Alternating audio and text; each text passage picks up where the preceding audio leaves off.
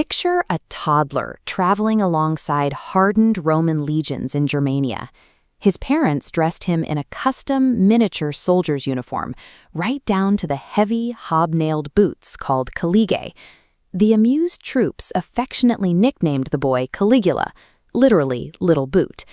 But that innocent childhood quickly fractured. His popular father died under highly suspicious circumstances, and soon after, the reigning emperor systematically purged his boy's family, executing his mother and his two older brothers. To survive, Caligula had to move to the secluded island of Capri and live with Tiberius, the very man responsible for his family's slaughter.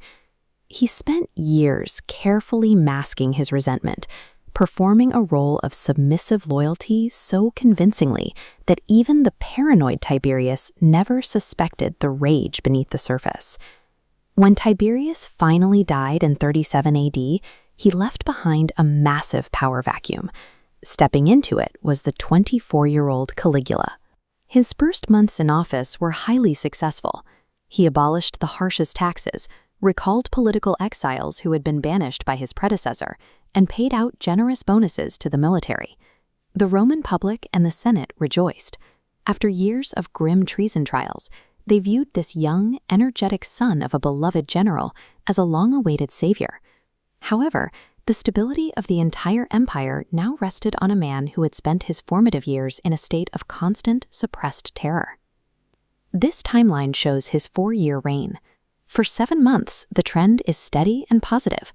But then Caligula fell violently ill. He recovered, but historians report a drastic shift. The measured leader vanished, replaced by someone entirely unpredictable. Modern scholars debate whether the illness caused physical damage, like encephalitis, or if the near-death experience simply triggered a psychological snap. Whatever the cause, he soon began demanding to be treated as a living god, appearing in public dressed as Jupiter or Apollo, and ensuring his divine image was stamped on currency across the empire. The brush with death seemed to shatter his final psychological restraints, unlocking a terrifying paranoia fueled by unlimited power. He rapidly drained the massive treasury Tiberius had hoarded, squandering it on bizarre vanity projects. In one instance, he ordered the construction of a 2-mile floating pontoon bridge right across the Bay of Baiae, simply so he could ride his horse across the water. He took pleasure in humiliating the Roman elite, reviving treason trials to seize their wealth, and forcing aging senators to run for miles alongside his speeding chariot. Then there is the most infamous story of his reign, his alleged plan to appoint his favorite horse, Incitatus, as a Roman consul, the highest elected office in the Republic.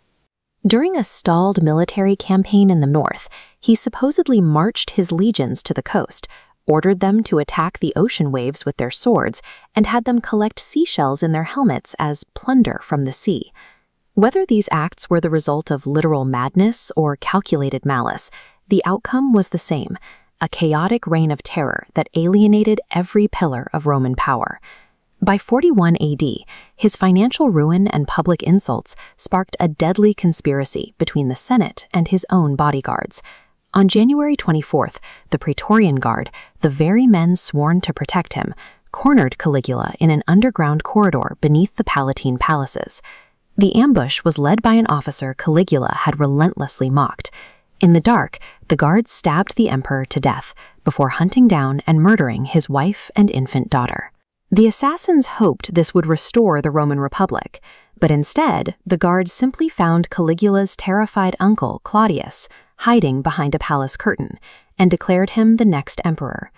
The system of absolute centralized power remained intact, having consumed the man who tried to wield it as a god. Evaluating his reign requires understanding who wrote the history. Almost all surviving accounts of Caligula's life were authored by men from the senatorial class. This is the exact group Caligula spent 4 years torturing and humiliating. Modern historians often interpret his proposal to make his horse a consul as a calculated insult. By suggesting Incitatus could hold high office, he was signaling that the Senate's role had become so redundant that an animal could perform it. He was undeniably a cruel autocrat, but the caricature of a drooling lunatic was likely a smear campaign designed by his murderers to justify their treason. Caligula remains a product of a lethal intersection. A boy broken by early trauma, handed a crown that allowed his worst impulses to flourish, and ultimately silenced by those who controlled the ink.